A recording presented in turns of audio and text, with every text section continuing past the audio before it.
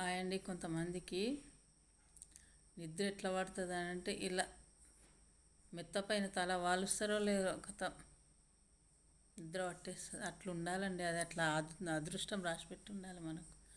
నాకైతే 12 కానీ 1 గంట కానీ నిద్ర పట్టదు. ఎన్నో ఆలోచనలు వస్తాయి. రేపు భవిష్యత్తు ఏంటి, అసలు ఎలా బ్రతకగలుగుతాము అన్న ఆలోచనలు వస్తున్నాయి. ఒకరి మీద డిపెండ్ చూస్తారులే, పిల్లలు చూడరని కాదు, కానీ ఎవరి ప్రాబ్లమ్స్ వాళ్ళకు ఉంటాయి. చూస్తున్నా కదా నేను ఇప్పుడు ఒక్కొక్కరిని.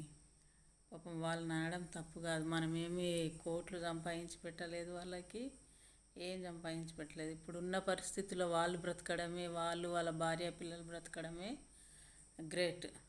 నేను మాత్రం వాళ్ళకి మాత్రం ఖచ్చితంగా సపోర్ట్ చేస్తాను. ఎవరన్నా కానీ, నా పిల్లలనే కాదు, మంది పిల్లలు ఎవరైనా సరే.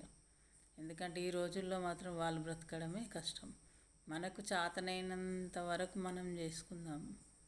చేతగాన్నాడు ఇక దైవ నిర్ణయం అంతే. ఆయన ఎలా రాస్తే మన నుదటిన ఎలా రాస్తే అలా జరుగుతుంది అంతే. ఏమంటారు ఫ్రెండ్స్? నాకు ఎందుకు ఇప్పుడు నిద్ర పట్టలేదు, అందుకే రీల్ చేసి పెడుతున్నా. అబ్బాయి తెలంగాణ కూడా చేస్తుందని అనుకోకండి ప్లీజ్. కొంచెం ఎంకరేజ్ చేయండి.